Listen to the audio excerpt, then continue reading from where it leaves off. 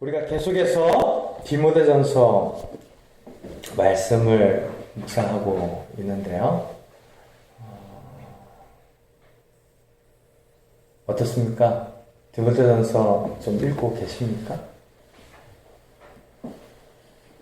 총 6페이지 정도밖에 되지 않는다고 그래요. 그래서 한번 마음 먹고 읽으시면 아침에 출근할 때 한 번, 퇴근할 때 한 번 가능한 책입니다.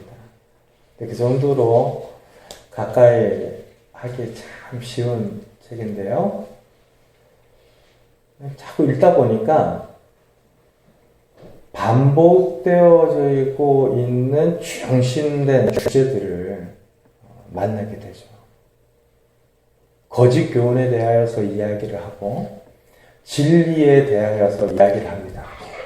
당연히 하나님을 믿는 성도들이라면 거짓 교훈을 따라가면 안 되겠죠. 진리를 따라 신앙생활하고 살아가야 하겠는데 우리의 진리는 어디에서부터 오는 것입니까? 하나님과 그의 말씀에서 옵니다. 그래서 우리가 지난주에 보았던 것처럼 참 안타깝다. 너무 많이 쉽게 흔들린다. 그래서 믿음의 길을 떠나는 사람들이 있더라. 마치 화인 맞은 양심처럼 아니다, 아니다라고 하는 주의 말씀의 교훈 앞에 수없이 적나라하게 서는데도 아무 일 없는 것처럼 제갈길로 행하고 거짓 교훈을 따르고 이단 사설에 빠져드는 일들이 있더라. 우리를 거룩하게 하는 것은 그런 거짓 교훈이 아니라 하나님의 말씀과 기도뿐이다. 기억나십니까? 왜 자꾸 이런 문제들을 반복해서 이야기를 해야 하냐면 그 당시 에베소 교회 상황이 이랬습니다.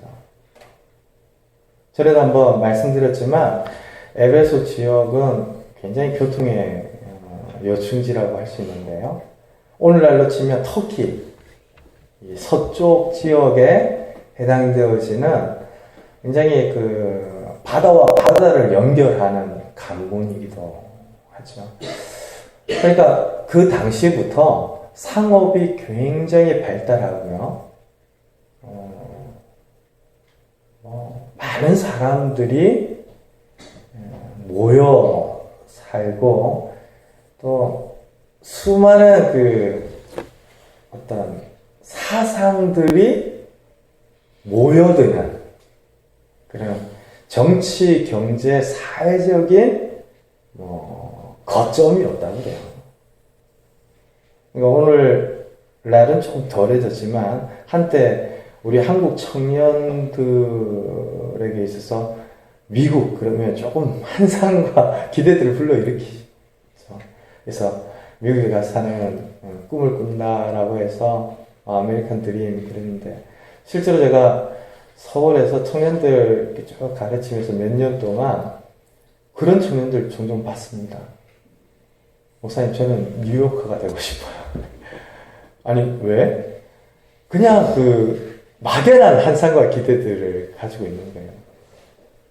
세계 중심이라고 할 수 있는 나라에 가장 번화하고 또 중심이라고 할 수 있는 지역에서 뭔가 좀 청년의 때를 보내고 싶고 살고 싶다. 그런 환상 이해하실 수 있겠죠. 근데 그 당시 사람들의 로망은 에베소였어요. 없는 게 없고 구하지 못할 것이 없는 지역이 에베소였습니다. 그래서 고대 도시치고 25만 명이 모여 살았으니까 굉장히 큰 도시죠. 오늘날 우리 창원 마산진에 다 합쳐서 100만 정도 된다고 그래요. 꽤 큰 도시죠. 근데 고대 도시 여러 가지로 오늘날과 견줄 수 없을 만큼 제약을 받던 시대에 25만 명이 모여 살았으니까 굉장한 도시입니다. 근데 그런 어떤 다원화된 문화와 사상과 종교적인 그 배경 때문에 이 에베소에서는 굉장히 좀 이상한 어떤 형태의 문화와 교양이 받아들여졌다고 그럽니다. 그러니까 이 종교, 저 종교 이야기를 다 어느 정도 아는 사람이 야, 박식하다. 이런 거죠. 그러니까 그리스, 로마 철학적인 사상도 좀 알고, 저기 동방에서 온 불교에 대한 좀 이야기도 알고. 근데 오늘날 그 비정상회담인가요? 그 외국에서 국내에 와 사는 이 젊은이들이 모여서 같은 주제로 자기의 입장에서 이야기를 하면서 재미난 에피소드들을 나누는 그 프로그램인데요. 정상이라고 하는 우리 관점에서 보면 비정상이기도 하겠고, 비정상이 뭐가 비정상인지를 그 시간들을 보면 제각각 다른 입장이 있구나 이런 생각들을 하게 돼요. 거기에서 터키에서 온 그 형제 있잖아요. 말만 하면 격언과 속담과 이런 이야기들을 내뱉는데, 그런 맥락이 굉장히 한두 사람에게서만 생겨나거나 어느 한 단면적인 모습이 아니라 아주 오래된 전통이지 않을까라는 생각이 들었어요. 그만큼 그 지역의 사람들은 그런 어떤 이야기들과 말에 굉장히 힘을 쓰면서 알려고 그랬고요. 그래서 이 기독교에 대한 상식도 조금 가지고 있고, 또 아데미 신전을 중심으로 한 그리스 로마의 종교 문화에 대해서도 또 심취하고, 이런 사람들이 많았다고 그래요. 이 도시 중심에 아데미 신전이 놓여 있는데, 이 아데미 신전은 그리스에서 자랑하는 파르테논 신전인가요? 잘 알려진 신전보다 4배나 큰, 그 당시 이 지중해 연안의 랜드마크라고 할 수 있는 큰 신전이 있었는데요. 그 신전을 중심으로 해서 이루어지는 종교 행위가 끔찍할 정도로 비윤리적이고 쾌락의 극치를 달렸다고 그러죠. 차마 말로 다 설명할 수 없을 만큼 아찔한 그런 어떤 형태의 이야기들과 행위들을 그 도시 중심에서 할 정도였으니까, 에베소인들의 어떤 세계관을 한번 생각해 보십시오. 그런 지역에 세워진 교회가 에베소 교회예요. 그러니까 어려서부터 뼛속 깊은 곳까지 그런 문화, 그런 배경 속에서 자란 사람들이 예수님을 믿기 시작했습니다. 그리고 예수님을 믿으면서 복음을 깨닫고 교회에 모이기 시작했어요. 근데 알잖아요. 우리가 믿음 생활을 해도 단번에 그 사람이 바뀌는 것은 아닙니다. 오랜 시간 만져지고 빚어져야 합니다. 모세가 하나님의 일을 감당하는데 80세에 이르렀다. 이거 굉장히 충격적인 이야기죠. 혈기왕성하고 힘이 있는 40대에 하나님이 쓰신 것이 아니라 오래 준비시키시는데, 그 준비라는 것이 나는 말도 못해요. 아무 힘이 없어요. 그럴 때 하나님이 하나님의 능하심을 드러내는 도구로 모세를 사용하시는데요. 참 역설이죠. 세상적인 관점에서 보면 어떻게 저럴까? 어떻게 오랫동안 빚으시면서 저렇게 사용하실까 싶은데, 하나님은 그런 방법을 즐겨 하십니다. 성도도 마찬가지예요. 단번에 완제품을 찍어서 이전에 비그리스도인이었는데 이제 그리스도인으로 살아야 해, 그렇게 만들어내시는 것을 원치 않으십니다. 인격적으로 오랫동안 빚어지고 준비되어지고 그렇게 변화되어진 성숙한 믿음의 사람들을 통하여서 일꾼이 되게 하고 공동체가 세워지도록 하시는 분이 하나님이신데요. 그런 문제가 생기는 거예요. 에베소의 그런 복잡하고 다양한 문화 배경 가운데 교회 공동체로 모인 성도들이 있으니까 좀 혼란스러워 하기도 하고 흔들리기도 하고 분명 복음을 알고 믿는다고 하는데 사는 것 아담이 신전에서 보고 들으며 자랐던 일들과 별반 다르지 않는 그런 문제가 생겨난 겁니다. 그래서 에베소 교회를 향해서 사도 바울이 계속해서 디모데에게 강조하는 것이죠. 믿음에서 떠나는 사람들이 있습니다. 바른 교훈을 따르지 않고 개인의 사사로운 생각들을 주장하며 그것이 진리인 것처럼 살아가려고 하는 사람들이 있습니다. 우리는 하나님의 말씀 안에서 거룩하여 주고 바른 진리를 따라야 할 성도들입니다. 사랑하는 성도 여러분, 저와 여러분들이 살아가는 시대도 만만치 않은 시대입니다. 이 시대를 살아가면 치웠는데도 금방 어지러워지고요. 정리했는데도 금세 흐트러지는 것을 경험합니다. 그러니까 쉽게 초점을 잃어버리는 경우들을 오늘 이 시대를 사는 성도들도 경험하는 것이죠. 우리에게 바른 진리, 우리 삶의 기초와 토대로 고백하고 살아가야 할 하나님의 말씀, 굉장히 중요합니다. 그래서 디모데전서를 다 끝낼 때까지 자주 들으실 겁니다. 목사님, 저 이야기 지난주에 하셨는데 또 하시네. 그러시면 안 된다. 이거 성경이 하는 얘기이기 때문에 제가 원해서 하는 얘기가 아니고요. 그만큼 우리의 토대와 체질이 연약하다라는 것을 하나님이 아시고 우리의 배경과 환경이 에베소 시대보다도 더 열악하고 혼탁하다는 것을 아시는 하나님께서 이 바른 진리의 싸움을 계속 붙드시면서 말씀하시는 겁니다.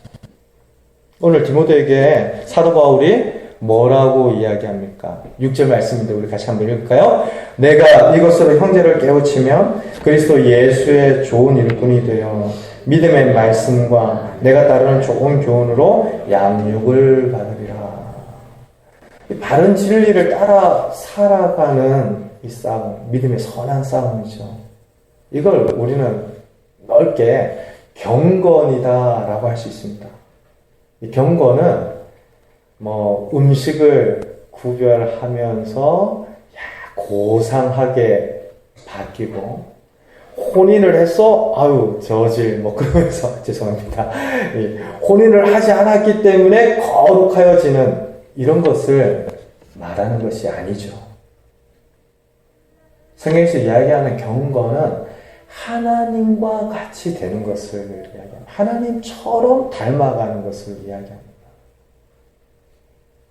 그래서 하나님께서 우리들을 만드실 때 하나님의 모양과 형상대로 만드셨는데 죄로 인하여서 깨어진 하나님처럼의 상태, 마음 이것들을 회복해 나가는 것이 경건.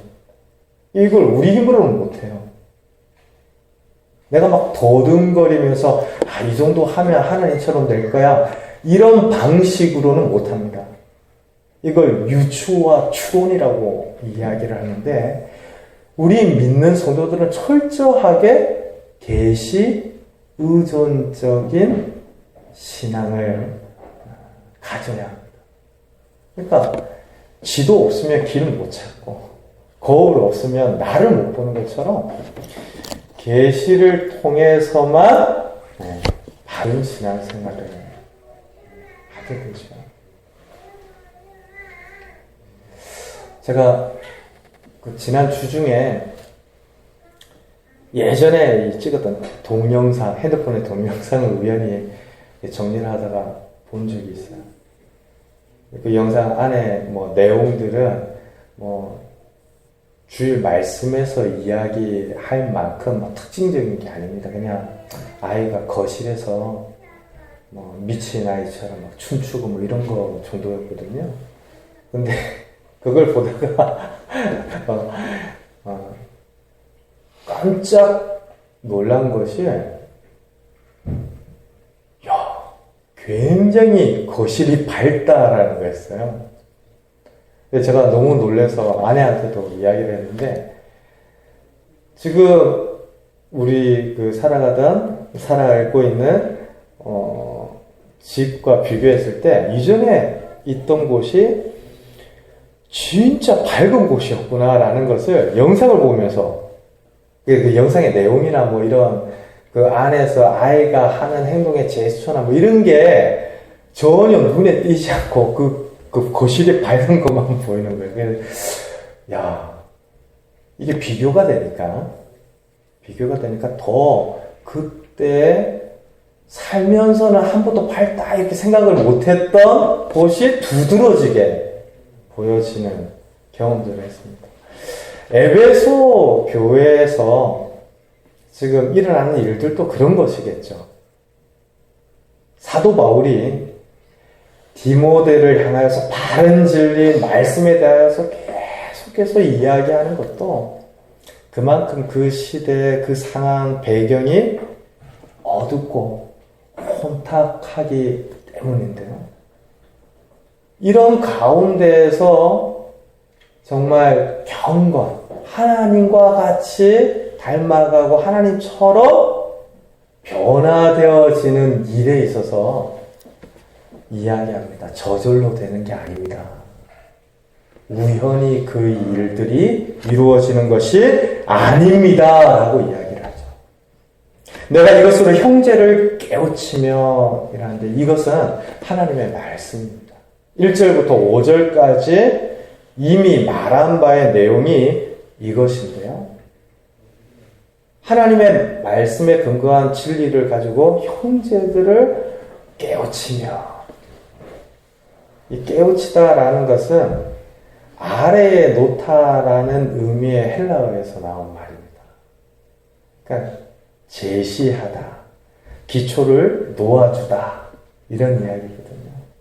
그러니까 디모데에게 끊임없이 말하라는 겁니다. 낙심하지 말고 지치지 말고 끊임없이 아래에 놓을 수 있도록 제시하라는 거예요. 제가 어제 조실이 번쩍 들었던 게 말씀 쭉 정리하다가 이게 목회자의 운명이겠구나. 말씀을 증거하는 사람의 사명이겠구나 라는 생각이 들었어요. 여러분들이 잘 듣든 안 듣든 죄송합니다. 들은 말씀을 따라 살든 살지 않든지 그것과 상관없이 디모데의 운명, 목회자의 사명은 말씀을 끊임없이 제시하는 겁니다. 아래에 놓는 것입니다. 그 위에 믿음을 가진 성도가 삶을 세워가고 인생의 방향들을 하나님께 묻고 깨닫고 할 수 있도록 기초를 놓아주는 일을 해야 하는 것인데요. 형제를 깨우치면이라고 이야기하죠. 참 그 교회 안에 얼마나 다양한 사람들이 있었겠습니까? 그런데도 형제라고 부르는 이 마음에서부터 디모데에게 결코 포기하지 말고 계속해서 제시하고 기초에 놓아줄 것을 당부하는 것인데요. 그렇게 하면 어떻게 된다고 그럽니까? 그리스도 예수의 좋은 일꾼이 되어 믿음의 말씀과 내가 따르는 좋은 교훈으로 양육을 받으리라 라고 이야기합니다. 사랑하는 성도 여러분, 이 말씀 다시 한번 유심히 보십시오. 깨우치면이라고 하는 것은 능동태입니다. 그런데 그리스도 예수의 좋은 일꾼이 되어 양육을 받으리라 라는 것은 수동태입니다. 이 능동태와 수동태는 이런 겁니다. 내가 주체가 되어서 무엇인가를 한다라고 할 때 능동적이라고 할 수 있겠죠. 근데 뭐 끌려가는 거 있잖아요. 내가 원치 않는데 매여 이끌리는 것을 수동태라고 이야기를 하죠. 깨우치는 일은 분명 능동적인 일인데 그 결과가 누군가에 의하여서 주어지게 되는데, 보십시오. 디모데가 포기하지 않고 계속해서 아래에 놓는 하나님의 말씀을 놓다 보면 하나님께서 그리스도 예수의 좋은 군사가 되게 하시고,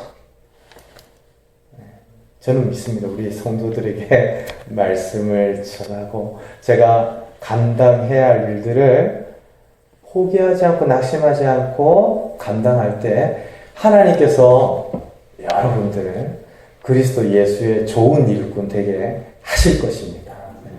이 믿음이 없다면 어떻게 살겠어요, 지금? 그런데 그뿐만이 아니라 성도들만 그와 같은 결과가 주어지는 것이 아니라 디모데 본인 자신도 양육을 받을 것이다 라고 이야기하는 구절입니다. 여러분들 히브리어에 참 묘한 동사 하나가 있는데요. 이 배우다라는 것과 가르치다라는 의미를 가진 동사입니다. 같은 뿌리에서 나왔어요. 오늘날 우리가 배우는 학생만 배운다가 아니라 가르치는 이들이 배우죠. 그리고 배운 사람만이 누군가를 가르칩니다. 그러니까 디모데에게 이것으로 형제들을 깨우치면 그들도 그리스도 예수의 좋은 군사, 좋은 일꾼이 될 뿐만 아니라 당신도, 그대도 더 좋은 그리스도의 군사, 일꾼이 될 것이고 하나님의 말씀으로 양육을 받게 될 것입니다 라고 이야기를 합니다. 저는 이 이야기가 너무 귀해요. 저절로 우연히 이루어지는 것이 아니다라고 하는 것을 말씀해 주면서 이 일에 힘을 내어 수고하고 전신전력을 다해야 할 이유에 대해서 성경은 이야기하고 있습니다. 내가 이제 구원받았으니까, 은혜를 누렸으니까 내 개인의 인격과 삶의 변화에 대해서는 아무 신경을 안 써도 되겠다가 아니죠. 오히려 수고하고 진력을 다할 수 있는 이유가 하나님께서 허락해 주시는 결과들이 있기 때문인데요. 성도들도 그렇거니와 목회자인 디모데도 그렇습니다. 아내가 신앙생활 잘 해서 열심히 배웁니다. 열심히 배우기만 하고 이 남편을 가르치지 않는다. 죄송합니다. 남편을 가르친다는 표현에서 남편분들 오해하시면 안 됩니다. 못하기 때문에 뭐 가르친다 이런 차원보다 돕는 배필로서 가르친다라고 할 때 배웠기 때문에 가르치는 겁니다. 그리고 가르칠 때 진짜 제대로 배운 게 됩니다. 우리 신앙생활이 그렇습니다. 한 영혼에 대한 긍휼히 여기는 마음으로 나아가지 않고 그 복음을 전할 수 있는 마음에까지 나아가지 않는다면 배워도 끝까지 배운 것이 아니겠죠. 그러니 누군가를 가르칠 때 그 가르침을 받는 대상도 좋은 그리스도의 일꾼이 될 뿐만 아니라 가르치는 자도 좋은 그리스도의 일꾼으로 양육됩니다. 하나님께서는 교회 공동체에 이런 신비를 담아두셨습니다. 내가 신앙의 수준이 굉장히 높아서 교사로 아이들을 가르친다라고 생각하시면 부분적으로는 사실이기도 하고 한편으로는 오해이기도 합니다. 우리가 먼저 된 자로 섬기고 가르치면서 더 많은 것들을 배우고 누리게 되죠. 이것이 공동체 가운데 하나님께서 맡기신 경건의 비밀입니다. 그래서 어디 한쪽이 많고 어디 한쪽이 모자라고 이런 차원에서 버려두지 않고 오히려 하나님의 말씀으로 끊임없이 아래에 놓일 수 있도록 깨우치고 일하고 수고하면 그 과정과 그 말씀의 능력 안에서 모두가 온전하여지고 자라는 그 신비가 교회 공동체 안에서의 경건인 것이죠.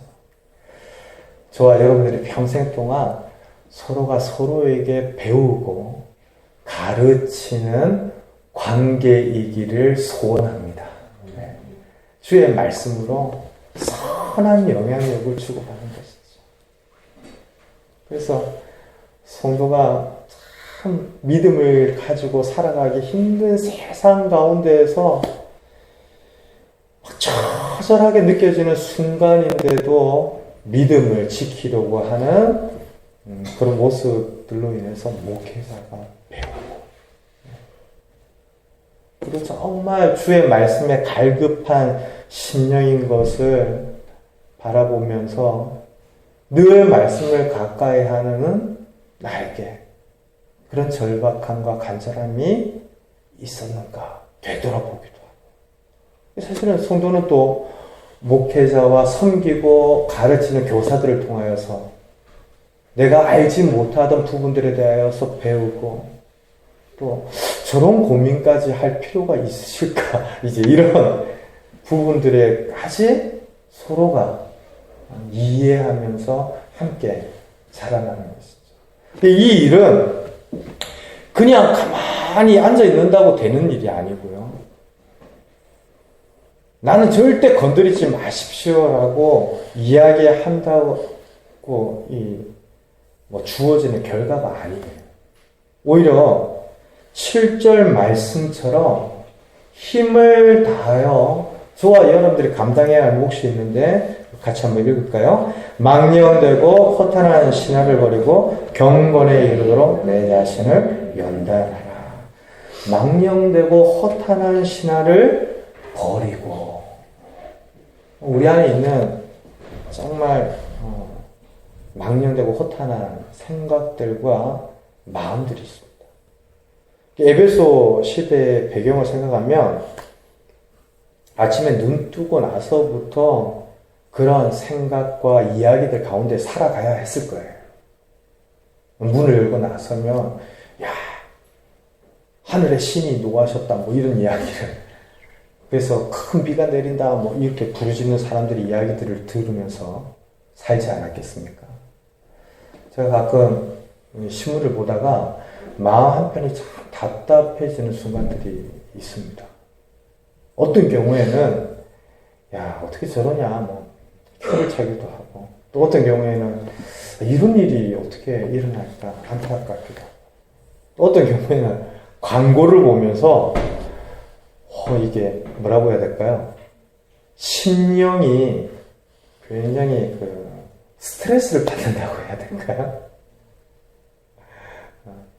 뭐 제가 이 스트레스를 받는 부분 중에 이런 부분들이 있어요. 그러니까 당신의 미래, 지금 당신이 책임져야 합니다. 뭐 보험과 연금과 관련한 이런 광고들이 있잖아요. 여러분도 목사님이 오늘 무슨 말씀을 하시려고 저런 이야기를 하시나 이런 표정으로 서로 보시면 안 돼요.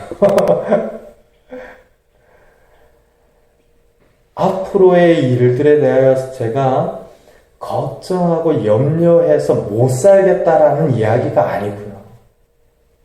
신문을 펼치면 그런 수많은 세상의 논리와 이야기들이 저에게 직접적으로 간접적으로 영향을 주는 일들이 있는 건데 아무 생각 없이 믿음 안에 잘 살다가 죄송해요. 아무 생각 없다는 표현이 좀 그렇네.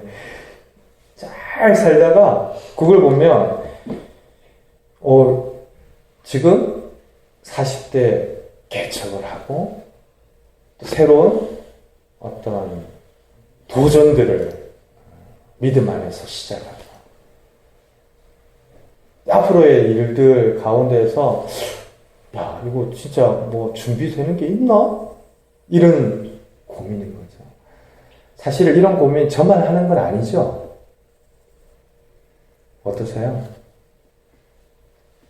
우리 성도님들도 살면서 수없이 하실 겁니다. 분명 예배하며 하나님이 내 삶의 주인이신 것을 고백할 때에는 이제까지 하나님께서 나를 인도해 오신 것처럼 앞으로도 예비하시고 인도하실 것이다.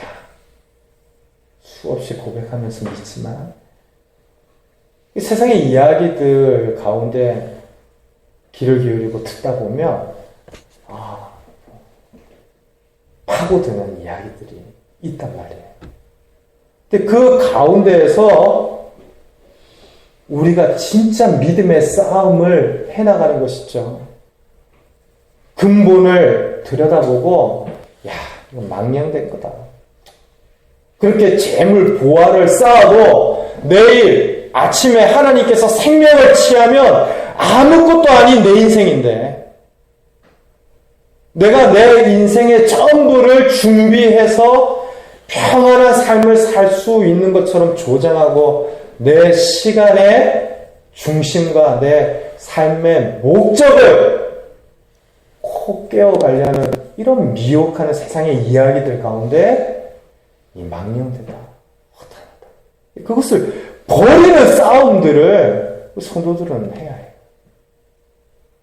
그리고 경건에 이르도록 정말 하나님과 같이 분별하고 하나님이 분별하신 선악을 하나님과 같이 분별하는 데 이르기까지 저와 여러분들은 정진해 나가야 합니다. 사실 오늘 나눌 이 디모데 말씀을 지난주 중에 읽으면서 좀 이번 주는 여유 있겠다 했어요. 여러분 또 이 말씀 많이 들으셨죠? 경건을 연습하라, 경건을 훈련하라. 대학생 시절에 예수님 믿었던 청년들이라면 뭐 수련의 이 말씀 듣지 않았던 적이 별로 없을 거예요. 저도 많이 했어요, 이 본문. 그래서 좀 여유 있겠다라고 생각을 했는데 가만히 생각하니까 더 아찔해지는 거 있죠. 그렇게 많이 이야기를 듣는데도 왜 이 경건에 이르는 훈련에 힘을 다하지 못할까? 그렇게 많이 이 본문으로 말씀을 전하는데도 여전히 나아가야 할 길들이 참 많이 남았구나라는 생각을 하니까 여유가 좀 있겠다라고 했던 생각이 싹 달아나더라고요. 사랑하는 성도 여러분, 영적인 환경과 이 시대의 상황들을 한번 생각해 보십시오. 그리고 인간의 연약함에 대해서 한번 생각해 보십시오. 그러면 허탄하고 망령된 신화를 버리고 경건에 이르도록 연습하라. 이 말씀이 얼마나 우리에게 필요한 교훈이며 명령인지를 알게 될 겁니다. 특별히 이렇게 연습하는 일은 금생과 이생에 큰 유익을 주는데요. 보상이 없는데 연습하라라고 하면 운동선수도 그렇고 뭐 작가라든지 예체능 계열에 뛰어난 사람들 그런 업적과 성취를 이루지는 못했을 겁니다. 공부를 열심히 했는데 성적이 절대 좋아지지 않는다. 그러면 그 공부 계속 하기가 어려운 거죠. 근데 우리가 늘 경험해왔지만 정말 예외적인 경우를 제외하고는 저는 그런 머리는 없어요. 뭐 이런 친구들을 제외하고는 하는 만큼 보상이 주어집니다. 근데 육체의 연단도 그런 유익을 준다라고 이야기를 하는데요. 운동선수들이 그렇습니다. 예전에 몸이 약했던 선수가 운동을 열심히 해서 근육을 만들고 힘을 강하게 연단합니다. 그러면 그 일로 인해서 스피드가 향상이 되고 근력이 생기고 그걸 뭐라고 그러나요? 체중으로 인한 가속 또는 뭐 이런 힘이라고 해야 될까요? 더 생겨나면서 더 탁월한 운동 능력을 발휘하게 될 겁니다. 유익이 있죠. 그러나 그 육체의 유익이 영원하지는 않을 겁니다. 그러나 하나님과 같이 살고자 하나님처럼 생각하고자 하나님의 마음을 나의 마음으로 품고자 경건에 이르는 연단을 하는 이들에게는 영원한 유익을 하나님께서 약속해 주셨습니다. 우리 8절 말씀 같이 한번 읽을까요? 육체의 연단은 약간의 유익이 있으나 경건은 범사에 유익하니 금생과 내생의 약속이 있느니라. 사랑하는 성도 여러분, 하나님께서 저와 여러분들에게 약속해 주신 것들이 있습니다. 그리고 그 은혜와 보상이라고 할 수 있을지 모르겠지만 하나님의 그 약속은 너무 풍성합니다. 근데 경건에 이르는 연습을 하면 할수록 분명 그에게 돌아가는 은혜들이 있습니다.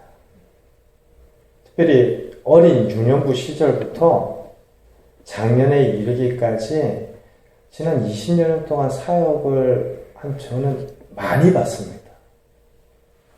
나중에 방황을 하고 정말 이해할 수 없는 일들을 하여도요. 공동체 안에는, 교회 안에는 연간 행사 같더라고요. 수없이 많은 사람들이 모여 있으니까 뜻하지 않은 문제들이 생겨나는데 제가 진짜 깨닫고 경험했던 것은 그런 겁니다.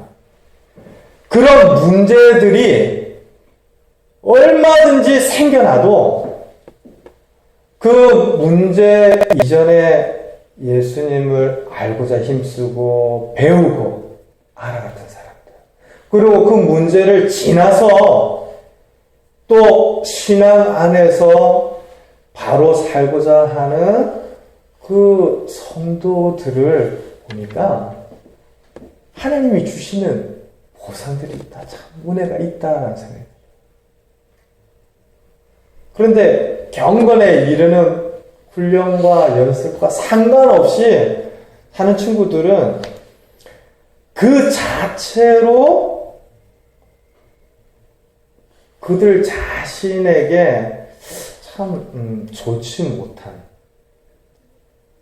시간들을 지난다라는 생각을 했는데요. 뭐 이렇게 엎어진다든지 어디가 아프다든지 시험에 떨어진다든지 이런 거 아니에요. 오히려 자격증을 3개나 따고 좋은 직장에 취업을 하는데 1000대 1의 경쟁률을 뚫고 들어가고 참 이상하죠. 그런데 그런 시간을 지난 그 청년이 함께한 다른 여러 청년들의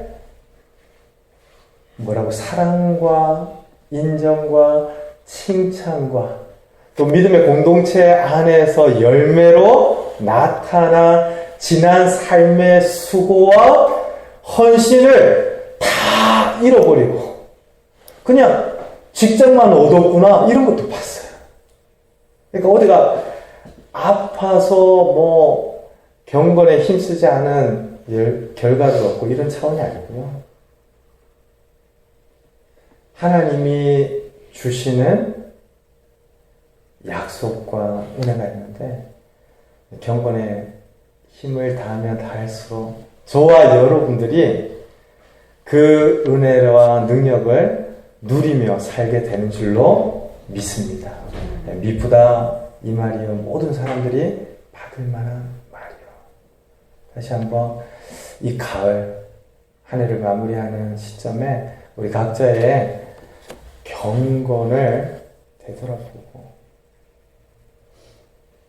우리가 할 수 있는 하나님과 같이 이르러 가는 닮아가는 일이 무엇일지를 한번 생각해 보십시다. 그래서 이 땅을 산 날 동안 누리는 유익에만 매여 있거나 그런 관심사들을 조금 내려놓고 영원한 보상과 은혜로 내게 주어진 여러분들 각자의 어떤 신앙을 진리의 말씀 위에 더 세워가고 내가 깨우치는 것 같이 능동적으로 행하는 그 일들을 통해 하나님이 허락해 주시는 그 수동적인 보상과 약속과 은혜들을 더 풍성히 누려나가는 저와 여러분들 한 분 한 분 되시기를 주님의 이름으로 축원드립니다.